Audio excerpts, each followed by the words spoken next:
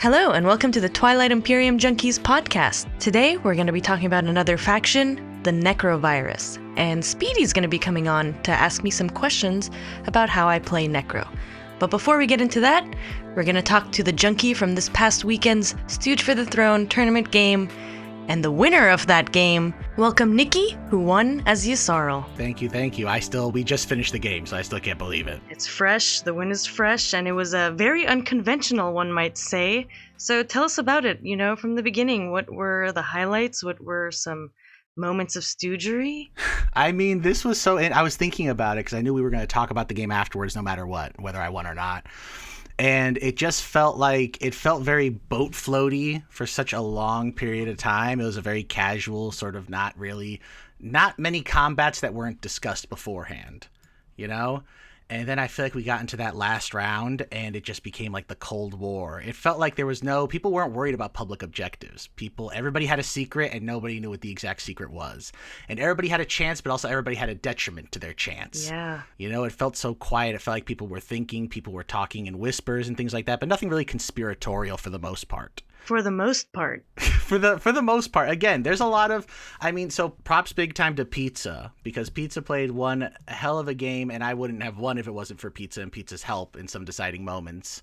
It definitely felt like a game where it was very easy to go to the table for help, and the table typically was willing to help people out and figure out what the next step was. There wasn't a lot of advice to distract people, Certainly, yeah. And it was hard because I think there was a lot of uncertainty of whose path was actually the cleanest in the end there. The game was going into round 6 until you got it off Seed of an Empire in the agenda phase. On 4, the greediness of an Imperial Rider on against to force a Sabo, you made a very, very tough call, not sabotaging the Imperial Rider that was played on against that would have given Arborek Pizza the win, and that is what ended up getting the table to vote for you, almost unanimously. Yeah, it was really interesting.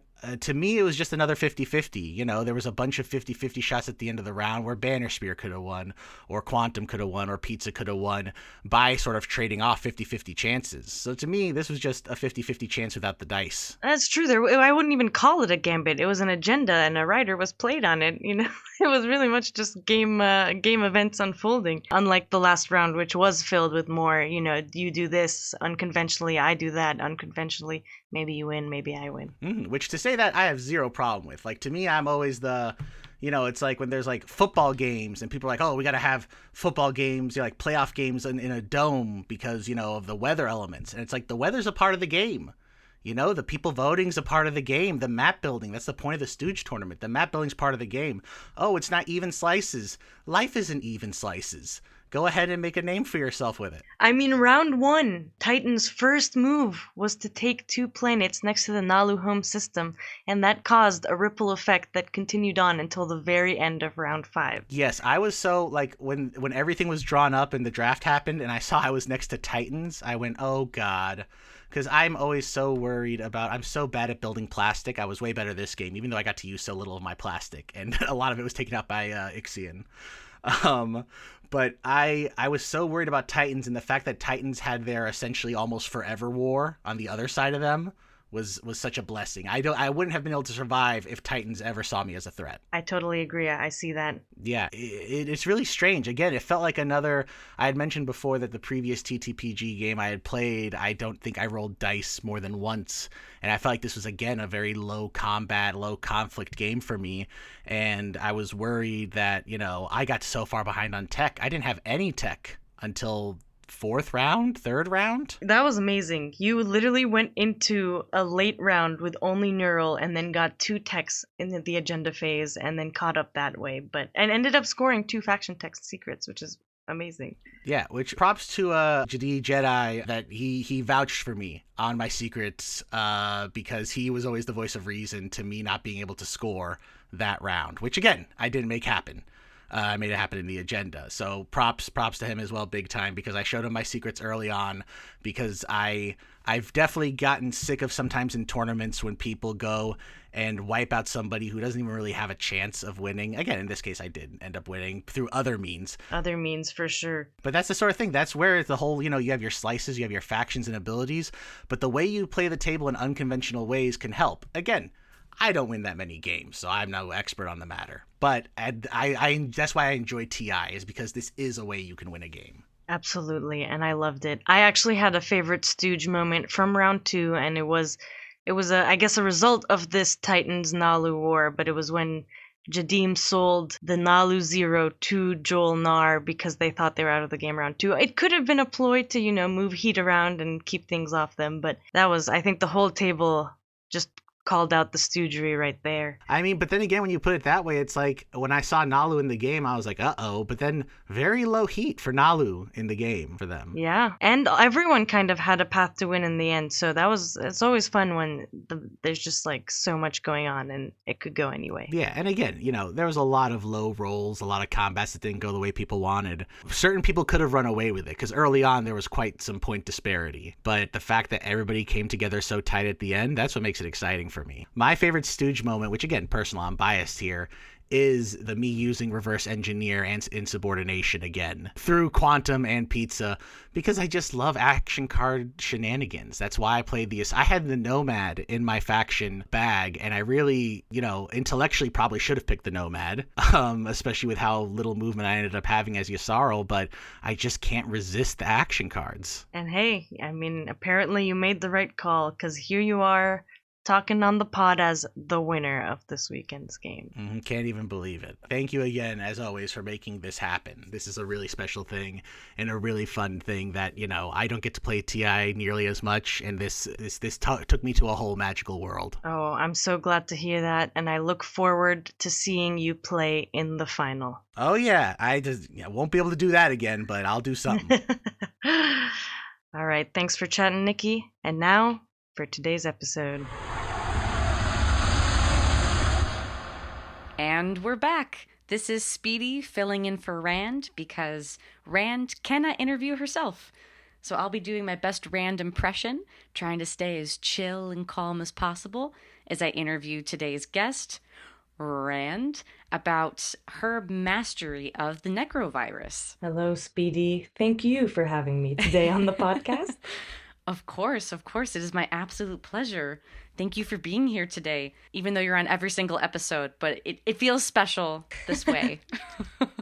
It is, because it's me and you talking factions again. Last time we talked about the Arborec.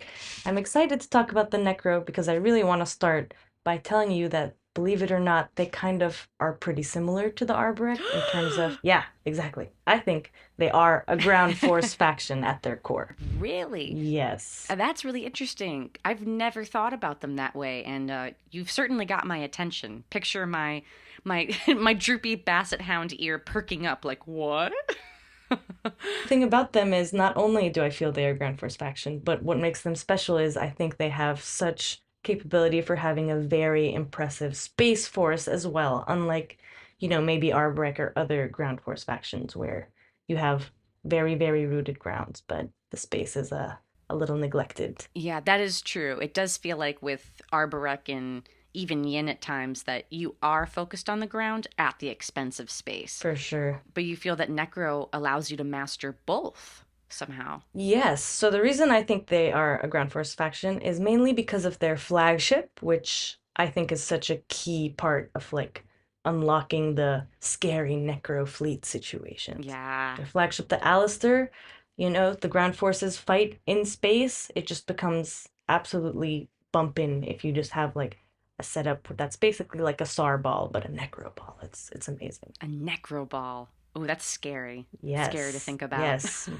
My favorite, getting 4 mechs in the same system as the Alastair along with other stuff. And a bonus is if you've copied the faction tech of the person you are attacking, you get +2 on their hits, which means they hit on a 4, which Whoa. is basically War Sun hit rates. Oh my gosh. Yeah, is there anything else in the game that hits that low aside from a War Sun? I don't even know if there is. No, I don't think so. Maybe Sardak mechs with a morale boost. Right, with a morale But boost. that's 1 round of dice. But this is just baseline against someone if you have the assimilator token on one of their faction techs. Wow, that is actually crazy powerful. So that's really how I wanted to start this chat. I wanted you to know that, the Nekro Virus has qualities that the Arborec have. Absolutely. I mean, my mind is blown right now. I'm picturing a flagship full of those mechs descending on a planet, and that's just game over.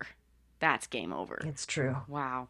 So that makes me very excited to get into the nitty gritty on the Necro, because as someone, I've actually never played Necro, so I'm not too familiar with those mechanics. I, to be honest with you, get scared of them and have shied away. So I want to get nitty gritty, but let's start bigger picture. And let's go back in time. This is my, what's the opposite of fast forward? Rewind. Rewind, there we go.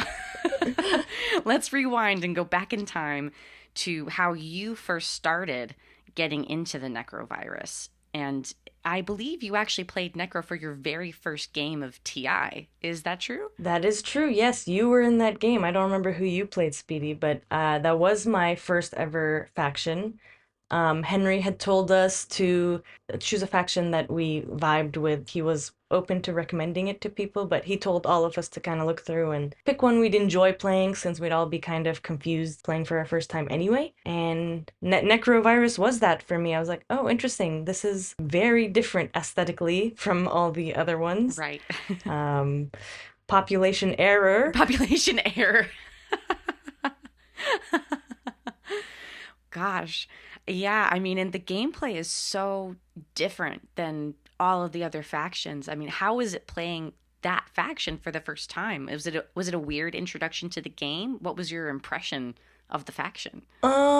I think it was. I think I would never recommend, unless someone was thematically attracted to the Necrovirus, a new person playing them for the first time. Mainly because... As you were. Yes, yes. Mainly because I think to unlock the potential at all, I think you need to have a basic understanding of the techs in the game. And I think it just might be a lot for a first-time player to keep up with. Oh, my left neighbor has plasma scoring. Oh, my right neighbor has psycho arc. I need this for that. Oh, I need gravity drive so I can get that. And then I'm going to need cruiser too so I can have the movement to get that. Like, I think it's just a lot of unnecessary information that you need to handle to, get your own game going. Yeah. Gosh, and it affects so many things, even the way that you can get command tokens, for example. And that's so core to how you play the game. Yeah, it's true. And also, as a first-time player, if you're sitting there, you kind of are going off what other people are doing. And then tech pops, everyone's getting tech, and you're like, oh, wait, I'm different. I need to know what I'm doing. That's true. You can't just monkey see, monkey do. Exactly. I definitely was monkey seeing, monkey doing for my first couple of games. Yeah. So that's kind of why I wouldn't recommend Necro for a first-time player. And it wasn't my first time playing Necro where it even clicked with me. It was much later than that, when I started playing them a little more. Yeah, can you talk about that? What got you to start loving them, and why do you love them now? So when I first started playing them, I think I was mostly doing really poorly with them, like ending at low points. But I had a lot of fun. I had a lot of fun collecting techs. I had a lot of fun having an excuse to play more aggressively. People are always afraid of like going for that extra planet, ruffling the neighbor's feathers. For Necro, you always have that excuse. Well, I need tech, and everyone kind of can relate to that. Everyone wants tech, Yeah.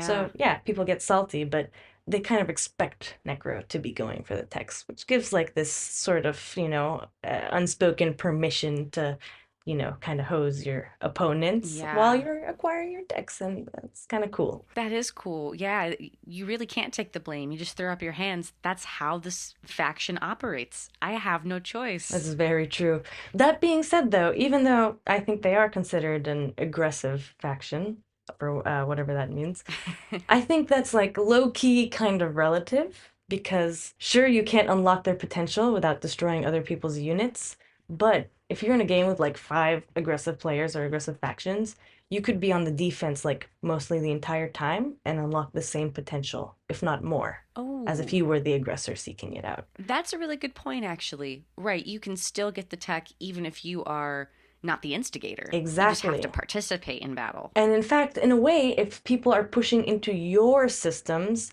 you kind of get more tech because presumably you will push back eventually to get those systems. So you're getting tech on the defense and on the offense. That's very cool. And I like anything that gives you something positive as a result of something bad happening to you. If you're attacked, normally you're just getting hosed, but you get a bonus for being hosed. It's true. Which is cool. It's an amazing consolation prize, honestly. Wow. Okay, aside from what you've already said so far, are there any other qualities that you think makes Necro a great faction? Probably for me, my favorite thing about them, what I think might be the best thing about them, is their flexibility with tech access, which directly leads to flexibility in scoring and accessing objectives a lot of the time. How often do you think in a regular game of TI, dang, if only I had this one tech, I could have done it, I could have made this one move, I could have scored my secret, could have gotten that point, back the win, whatever. Oh, all the time. All the time. But either you lack prereqs, or the tech timing doesn't work out, or the amount of tech possible in the game simply wasn't enough, or maybe the strategy card didn't even make it in that round. Right. Necro doesn't have those limitations. Their tech access is basically as limited as their plastic and their movement. In a game that's going well, those two things are usually unhinged for Necro. Yeah. That's such a good point because it has caused me great frustration before when, yeah, like you said, maybe the tech strategy card isn't even out there, or maybe I don't have enough money to take advantage of it. And even if everything does go right, you've only got one opportunity to tech per round unless you've pulled a super specific action card. Yep. That's just it. But you could go crazy. Exactly. There is no limit. The limit is the tokens, which luckily for Necro is usually flowing. That's another thing too with you being able to get tokens instead of tech, the ability to gain command counters mid-round and not even have it be part of leadership. Yes. Oh my gosh. I mean, that's just killer. It is amazing. You are low-key immune to leadership stalls. I mean, obviously there are situations where either tech's not in or tech's also stalled, whatever, where you could get stalled. But the traditional leadership stall, you basically have a pass on. Okay, I think what this episode is turning into is Rand making a pitch for why Necker is great and me slowly, oh gosh, what's the word for when someone gets you to join a cult? I'm assimilating you. Yes. I'm being assimilated right now. Well, that's good. I want to see you play them in your next game, Speedy. Let's do it. Yeah, I've never been brave enough to take them on, but you're really making them sound appealing. Because again, I tend to play a very non-aggressive game, but you've made a lot of good points. Uh-huh. You don't have to play in the way that I imagine Necro. No, you can. You don't have to. There's a sneaky way to do it. Okay, well, let's now, as part of my assimilation, there's a lot more that I'd like to learn. Can you give some more information about their different components? Let's start with their leaders. Let's talk about the Necro agent. Their agent basically allows you to discard an action card or command token for 2 trade goods at any point in the action phase. So this is really good for if you draw dud action cards, or even in round 1, honestly, getting rid of a fleet token if you aren't able to draw a dud card really goes a long way in round 1, getting those extra 2 trade goods. But in general, just always having that cash bonus is kind of nice. And especially because you aren't paying the normal prices for command tokens. It really just is like free money for you most of the time. Exactly. But I think later game, it usually ends up being used on an action card, especially when you're reaching your hand limit and you're going to be discarding anyway. You just get some money off that. Oh my gosh, that's such a good point. You have to discard anyway. And then similar to you get a bonus for a positive, like we were saying before. Oh, it sucks I have to discard these cards, but I get free money. Ooh. Exactly. And, Necro reaches their hand limit pretty quickly, especially if they're popping off, because when we get to their commander, we'll talk about this, but that allows them to draw action cards. So they're kind of like a baby Yssaril in a sense when it comes to action cards. They have a way of really accumulating them and going through the deck. Ooh, okay. Another point for me wanting to play Necro next time. Okay. You've got the best of both worlds.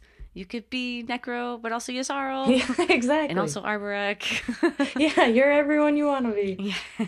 But really my favorite part about this agent is the timing window, which is very unique because it's any time in the action phase, which means you don't have to pre-commit to using it Like, let's say, oh, I'm going to use this on my turn so I don't miss out on that strategy card timing, even if you aren't sure whether you're going to sling, whether you're going to do that, whatever. The idea is you can use it while you're doing the warfare build. You can use it as text popping if you need that money. You can use it when you're doing sling and relay.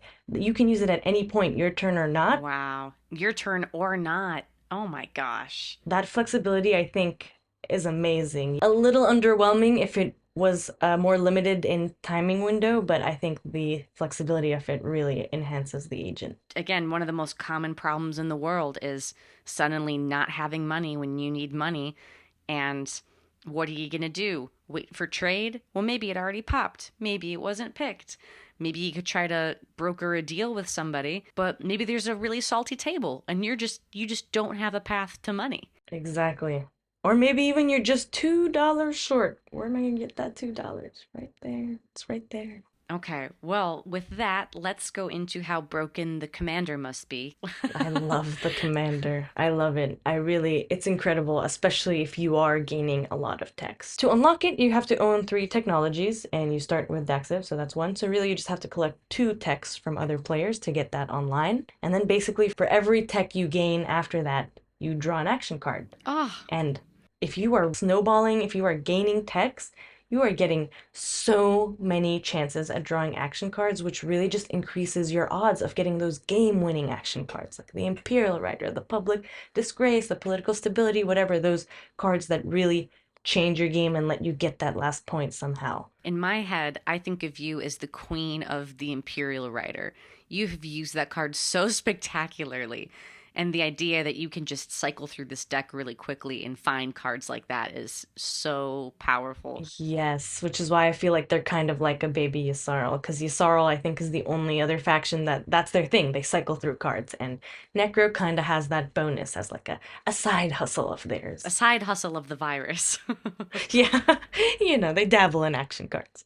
I do think with their commander, it's also worth unlocking sooner rather than later so that you can also gain action cards with agenda phase text that you gain. Yeah, so Rand, how much would you value that for? Like if I were to sell my alliance card, I don't know. I don't think anyone would be willing to pay what I think this alliance is worth, because giving someone else the chance to draw that many action cards does take away from your odds of getting the game-changing action cards. Since I don't think anyone will pay me what I think it's worth, I kind of try to sell it to someone who I don't want to attack me. For the average player, it takes them some time to get techs, and for them to get the value of this commander, they'd probably want to have it for a few rounds. I think I would sell it like as though it were like a support, like just like a deterrent. Yeah, you can have it for cheap, or as much as I can get it for, but what I'd consider cheap, because it'll mean that person doesn't attack me. Even if I'm attacking them for decks, like I'll have a little bit of like a insurance that way. Insurance is so powerful, because usually it is just support for the throne. That's your main way of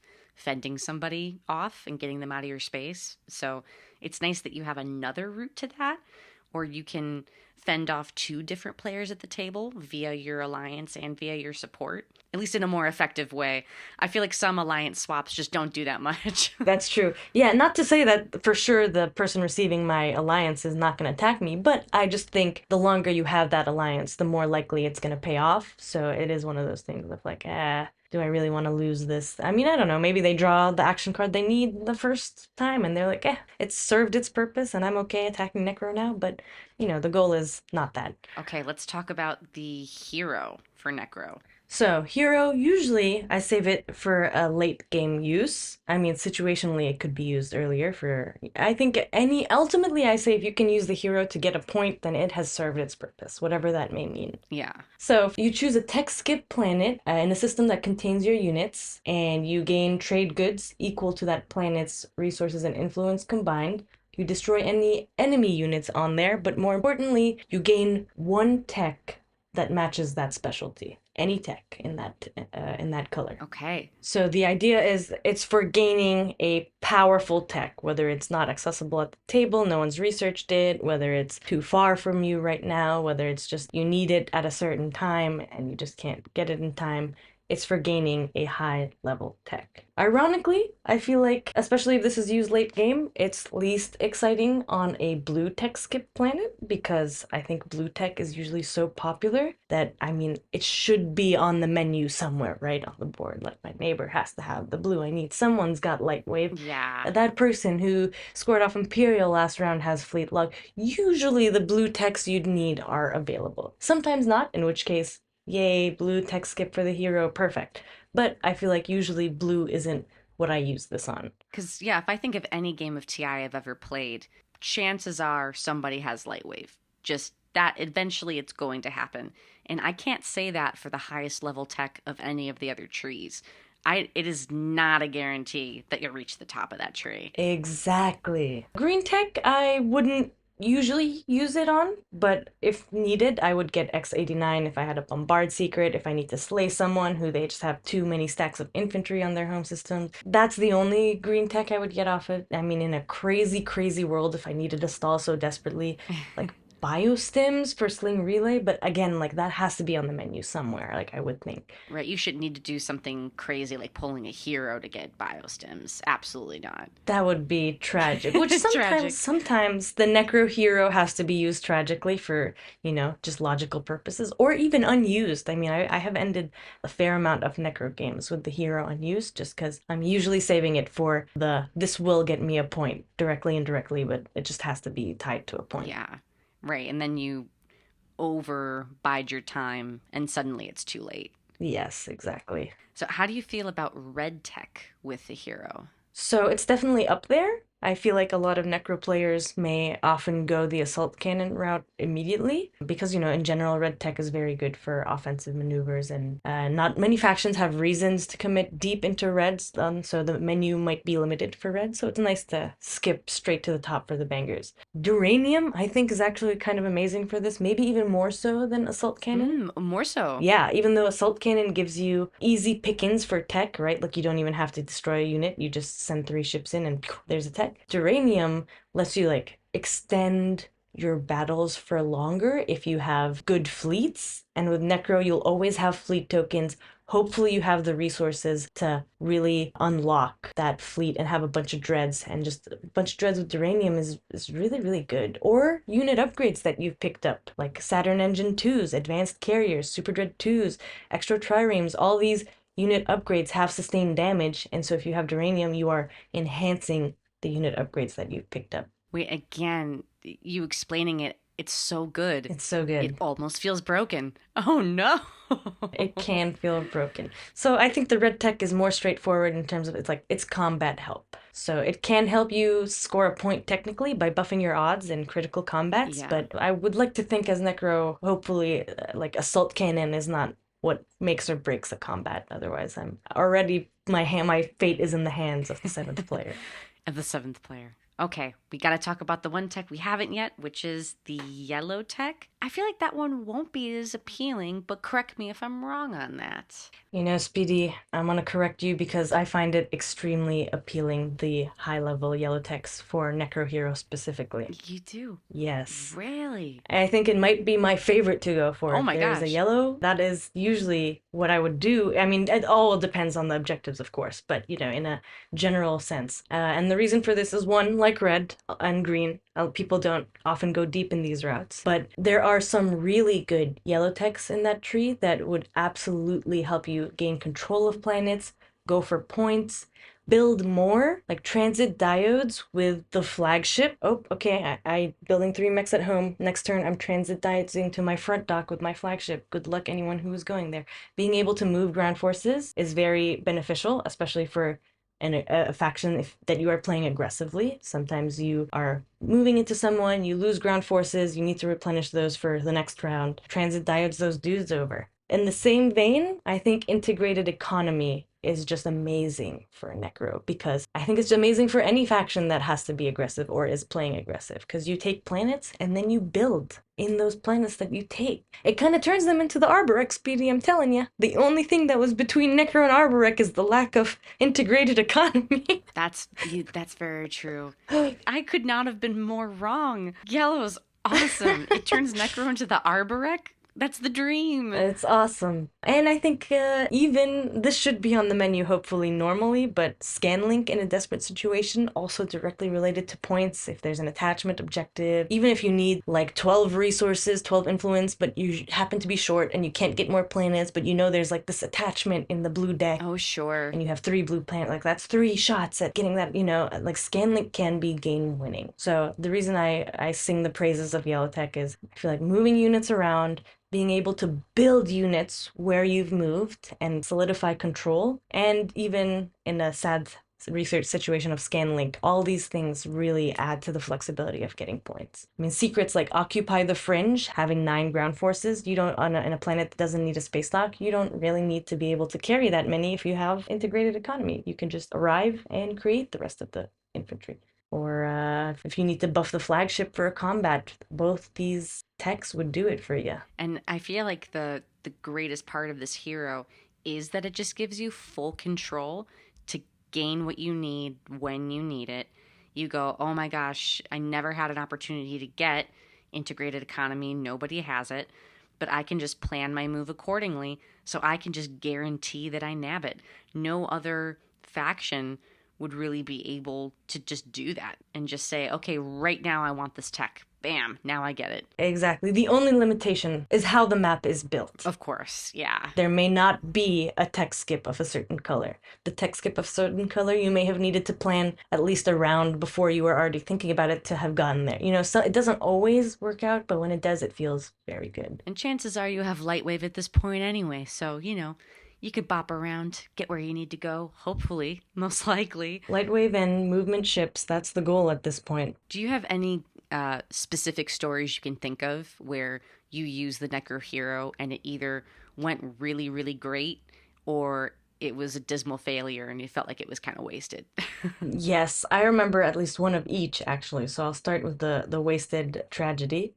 So I lost the game as Necro because I heroed a round too early. Oh. We were going into the last round. I was in my last few turns, and I thought my path would be to get Imperial, take Mechatol, and pop 8 for the win. But to do that, I needed Fleet Log, and I didn't have access to it on the normal menu buffet. So I got it off my hero as last action round 4, thinking I was being real clever, like, oh, I'm not gonna have to waste a turn next round, like getting Fleet Log, and that risks people blocking my path to Mechatol. Like, no, I just have to survive till my turn and then I can win. Thought I was being super smart. But then the twofer flipped and it was spend 6 tokens from tactic or strategy. Well, that's fine. That should be easy for Necro, right? But the table colluded in the strategy phase to leave out Tet to block me from getting tokens that way and to have someone who was able to outstall me take leadership. In that situation, I would have wanted to hero predictive intelligence to move tokens around because I could have clinched it even taking my fleet down to 0 if I felt like it. Like, I could have just been like, goodbye ships, I just need my tokens and to keep my home system and this game is mine. Yeah, who cares about the ships if you're just taking the game? We're really a flashy way to go. Boom, no more ships and I win. That would have been cool. But no, that was no longer an option because I jumped the gun and got Fleet Log because I assumed. And the other story I remember winning off the Necro hero, this was actually, believe it or not, the gain trade goods part of the hero. Ooh, okay. Which can very easily be overlooked. I myself was sleeping on this until I won this. It was actually the last Necro game I played and I won with the hero. And the agent, and combined, actually, I scored the 10 trade good objectives for my last 2 points. And I got refreshed on trade early in the round because it looked like I was so far off from scoring 10 trade goods. I even got a trade good from a player playing the forward supply base action card because I looked like, oh yeah, I'm the furthest away cash-wise from getting to 10. Wow, that's just good table politics, by the way. To have people give you money when there's a spendy objective, that's crazy. Yeah. People were shocked and regretted refreshing me, and it's easy to overlook the money part of the Necro hero.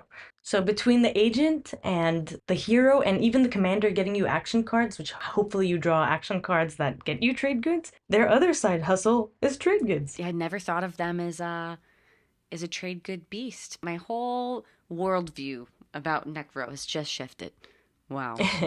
Well, the other thing that is very famous and well known about Necro is how they behave in the agenda phase. Can you give me some insights into that and how you like to play that? So in general, I would most likely try to save the prediction for a 4 against agenda.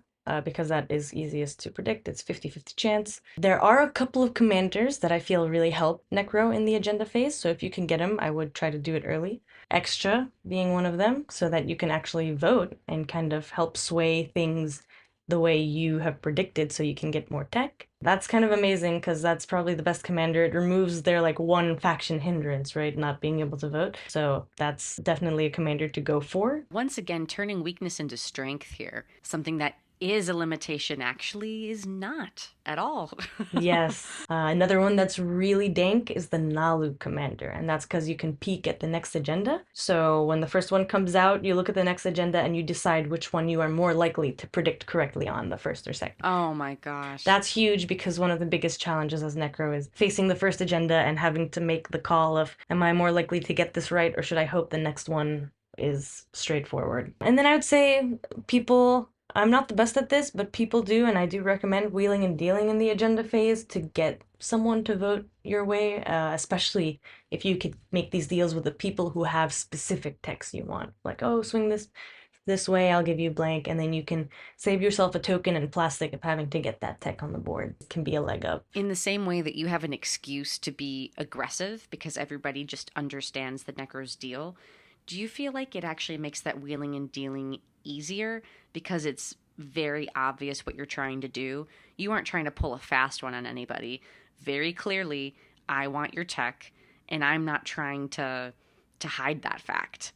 Let's broker this deal because you can very clearly see all I'm trying to get at here. Yeah, I think it's actually very table dependent. I think some players I encounter are more willing to let Necro get techs, especially this way because it means less incentive for Necro to attack them on the board. Yeah. But other players, which I think at our junkie table, it's very much like this. They will do whatever it takes to make sure Necro doesn't get a tech off the agenda phase.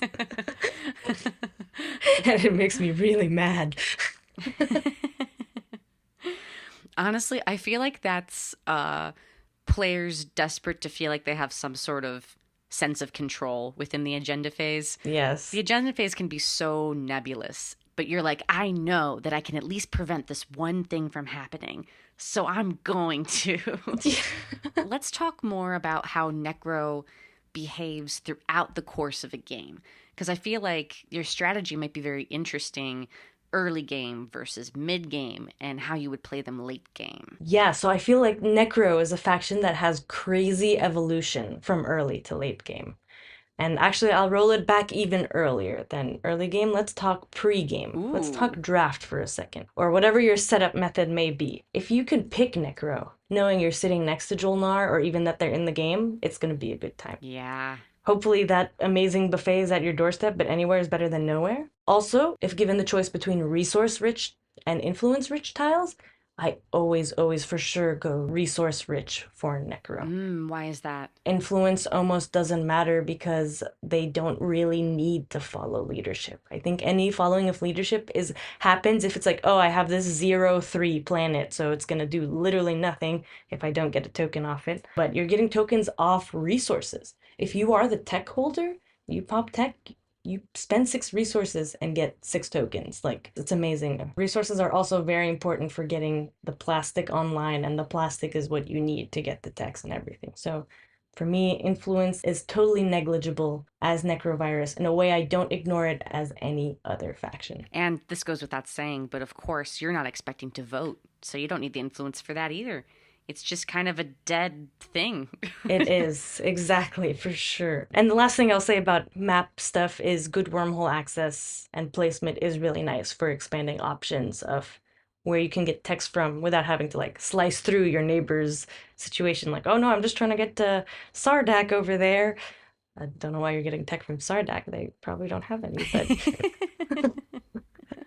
That's a desperate Necro right there. Yeah. Do you feel like as Necro you have kind of a slow start to the game because you have kind of a difficult infantry start, don't you? Yes, like Jolnar, 2 infantry, really unfortunate, really bad. Warfare secondary is almost a must in round 1, like over tech, because as juicy as the token deal is, you'll get the tokens and you're not at a starvation of tokens in round 1, but you are at the starvation of plastic. So Warfare Secondary all the way. I mean, what happens if you don't get that? Then you're just screwed for a bit.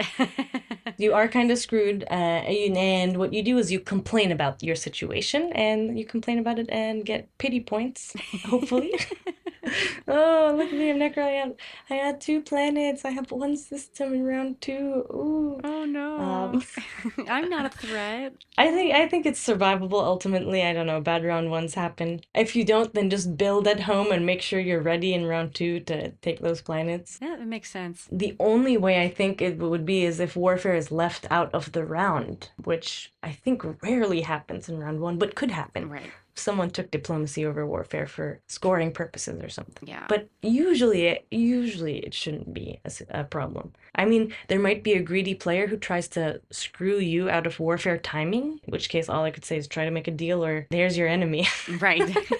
And I think eventually a forward dock is key because you'll probably even end up building more out of there than at home because that's going to be your launching pad for striking different players who aren't your direct neighbors for techs, you know? Yeah. The only other thing that can fix the infantry problem is having Primor, which would be a huge blessing. If you can access that first turn, you just pop the ability and get 2 more infantry at home and your problem's pretty solved. Yeah, that feels like just a really lucky day at the races if that happens. Yeah, Not something to count on, but if it does happen, you're sitting so pretty. that's true.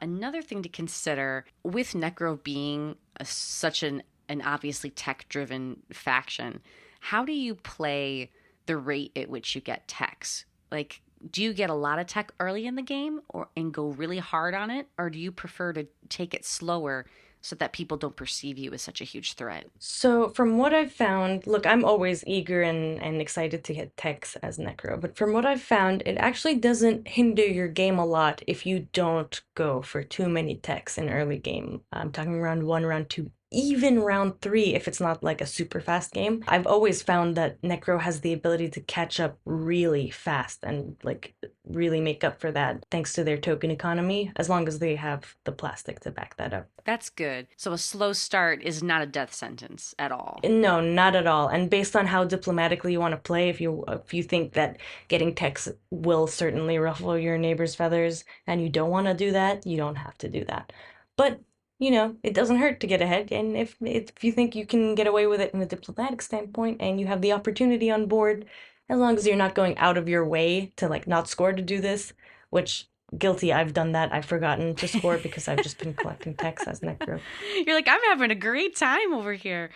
Oh, the points. Ah. Oh, we're at scoring, and then I look at the points and like, oh, I could have done that. Oh, okay, I should have been paying attention to the game. That's true, because, yeah, normally when you're attacking somebody, it's for a very strategic, point-driven reason. Not for Necro. Yeah, you might just attack because you're getting tech greedy. Exactly, you want more toys. My one exception to my no need to attack an early game mentality is my round 1 starting cruiser. More often than not, I suicided into one of my neighbors, the one with the tech I prefer, or either like plastic that is less likely to hit. I try my chance at getting a tech that way, and I'll tell you, Speedy, it almost never ends well. I almost never get a tech off of this, and instead I just lose a token and a cruiser round 1. But, you know, expecting it to never happen means that the few times it does happen, it's a real treat. I'll tell you that. It's real nice. Wow, yeah, I feel like loving Necro is part adrenaline junkie. I'm going to suicide this cruiser and I'm taking the gamble and, oh, maybe it's going to pay off, maybe it's not. That's kind of fun, actually. Yeah, I mean, obviously there's the reserved route where you don't do that and you definitely have an extra token and you definitely have an extra cruiser. But, you know, whatever makes you happy.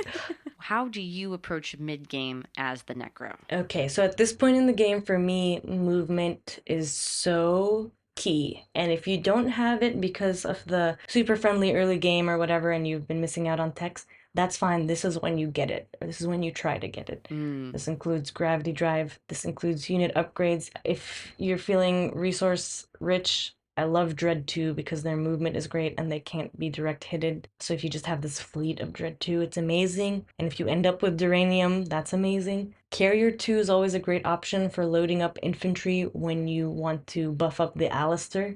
That's like, you get 6 infantry instead of 4 per carrier and extra movement. Honestly, by mid-game, I do sometimes feel really behind in tempo as Necro, and I think that's fine because I think their late game is pop-off is where it's all at and where it all happens. I think an Imperial swing is what Necro needs to win games, and I think that can happen anytime between now, mid-game, and late or end game. Why do you think that an Imperial swing is so good for Necro? I think they, with the tools they have, are able to maximize a swing in ways other factions need to get way luckier to do. So, to score a public in status, a public in the round, an Imperial point, and a secret, to get 4 points like that, one secret in status. Now we're talking we could have up to 6 points if you were doing 2 more action phase secrets, 7 points if you have the obsidian, 8 points if you pick up shard. Like you can have an 8 point round as Necro. And you can do this because you'll have movement. You'll have hopefully action cards that help you do this. And just taking Mechatol should be hopefully accessible at this point. I mean, really, that kind of does depend on the other factions in the game because there are factions that are really good at rooting on Mechatol.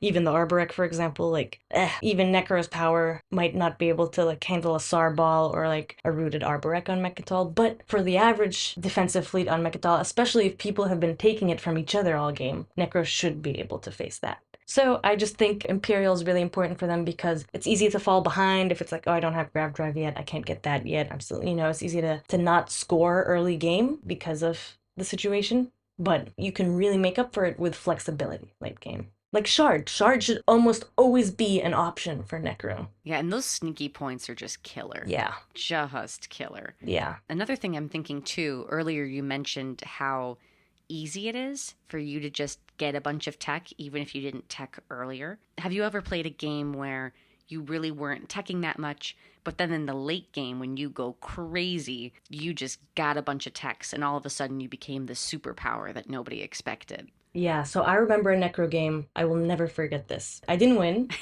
but the satisfaction that I felt after the game ended, it may as well have been better than winning because in the last round, I managed to qualify for the Tech 2-pointer. I lost to initiative, but I qualified for it by snagging 8 techs in that round. 8 techs in a single action phase. That's crazy. To put into perspective how much tech Necro can get, in one activation, in the right activation, you can get up to 4 techs as Necro. If you are activating a 3-planet system that has units in space and units on each of the 3 planets, if you clean out that system, you get 4 techs. It's dirty. I need to take a shower, Rand. This is crazy. As Nathan would say, a disgusting display of power. That's exactly what it is, honestly. So I would actually recommend if there is a 3-planet system that someone else owns, early game before they solidify it, if you think the social politics and board state allows for it, to just go snag that system, get 4 techs before there's like a bunch of stuff. Maybe that's a nice thing to do. I mean, all of this advice comes with having to balance the social situation because some people are less ruffled by it and some people, you just look in their direction wrong and they've declared forever war on you. So you gotta read the room, I think. You don't have to follow what the room says, but you can read it. Yeah, you can read it. And like you said earlier, sometimes when people retaliate, it actually weirdly helps you because you benefit from combat. Exactly. So I'm now imagining a scenario where you snag a 3-planet system, get a bunch of tech, they're mad, they fight you to come take it back. And you get 4 and you techs. have even more tech opportunities. You get 8 techs in 2 turns. Crazy. Honestly, tech objectives are Necro's best friend because of this. Because no one else can do this. No one else can get 8 techs in a round. Yeah. Plus, 8 techs plus, Right. Not even the tech king, Jolnar, has such tech power. Exactly. And this snowball gets even more ridiculous in a 14-point game, but that's pretty much because everyone gets deeper and juicier into the tech trees in a longer game, so you have more. You have just like every tech in the game and their grandma to choose from. the fabled grandma tech. The grandma at the top of the tech tree. Having every tech in the game is just such power that I can't even imagine. Because, I've had some games where I've, been able to win without that much tech. But, man, it would have been so much easier if you just had that crazy power and flexibility. Oof, I'm salivating at the thought. Now, so again, I'm now converted. I think that Necro is amazing and it all sounds like they're super, super powerful. But I do know there are games where Necro does end up with like a dismal 4 points at the end. Can you talk about some of those Necro disasters and why that happens? Yep, so I've been the pilot of many Necro disasters.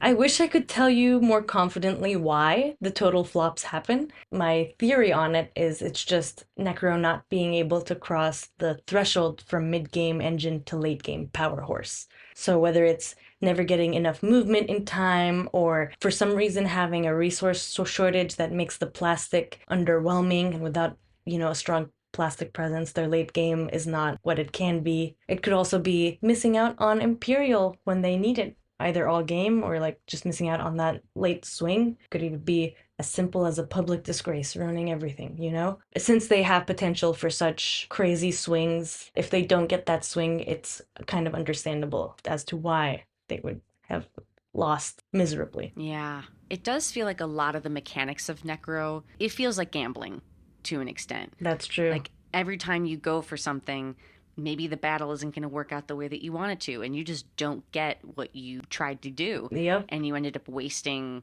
your resources and your time. And I imagine that could probably backfire pretty badly. Yeah, like a skilled retreat is a Nekro Virus's worst enemy. You could have this whole plan, I get this tech and then I win like this. And then you go in and someone just has a feeling you shouldn't get fleet log, so they skilled retreat. Ugh. And then you're like, well, that was my actually only shot at getting fleet log, so it's over. Yeah, and there's just nothing you can do. You can't plot some other way to go get that. That was your chance, and it's gone. Yep. Okay, so aside from being laser focused on the win, I feel like Necro could be table police to an extent. I mean, you guys are scary. Let's talk about that.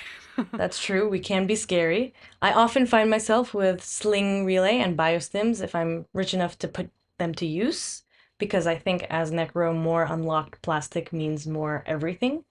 More tech, more slayage. The Alastair died in this big combat over here. A sling relay, here it comes again. Oof. Or even slinging war suns, because if one person gets war suns, now they're an option. So if you really have the economy for it, Necro can just like put plastic out there in a crazy way that I think makes them really good when slaying police. In addition to this plastic and movement situation, I mean, they're also able to instantly grab Lightwave if it's on the table whenever they want. I think not all factions get to Lightwave every game, and if you don't get to Lightwave, you probably aren't in the best position to win Slay, but Lightwave almost always being an option for Necro really helps the situation. Oh, yeah. Actually, I sometimes like to use this to my advantage socially, like painting a picture that what I'm doing helps the table, I'm slowing down this high-risk target, I'm helping, I'm contributing my forces to the cause. Yeah. More often than not, it's usually giving me some kind of advantage along the way. I mean, I'm getting techs, I'm getting better board position, I don't have to take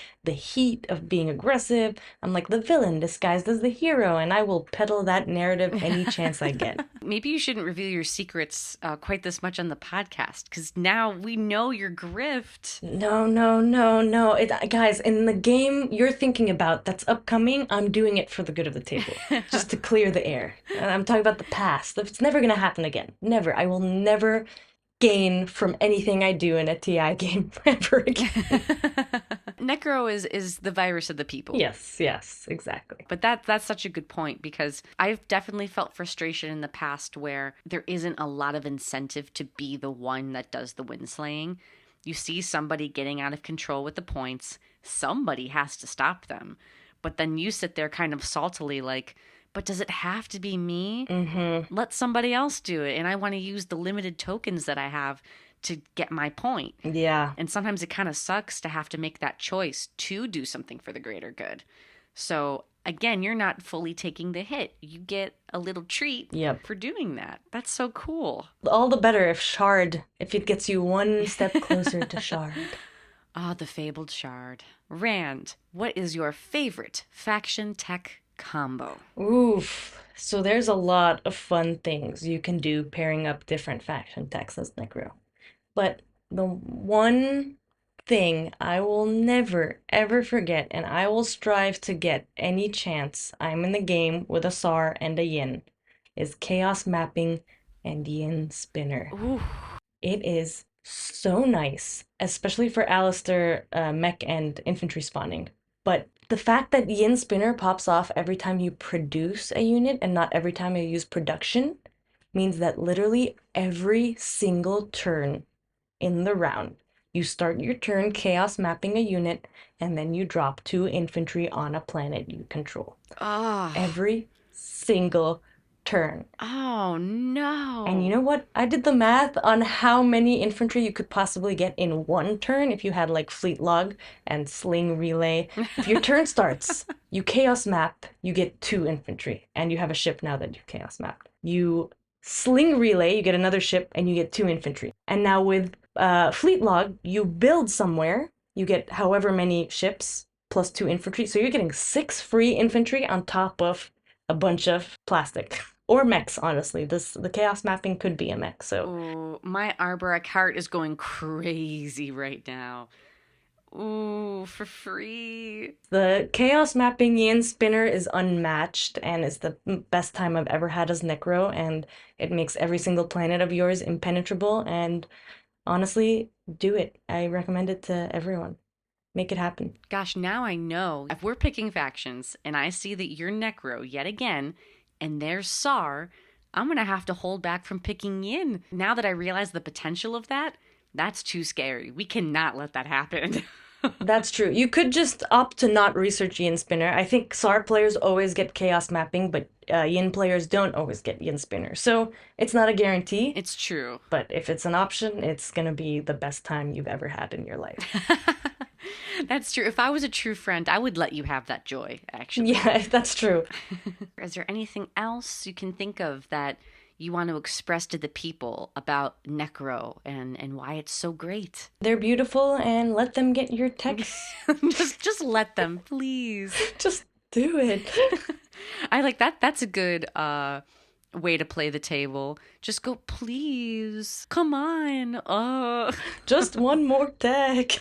I haven't gotten any tech all game. Look how behind I am. But now we've all listened to this podcast and we understand that you can very quickly get text later, and we should not fall for that. We'll never fall for it again. That's fair. Then they're going to attack my 3-planet system and go crazy. Can't wait. Can't wait. Can't wait to do that.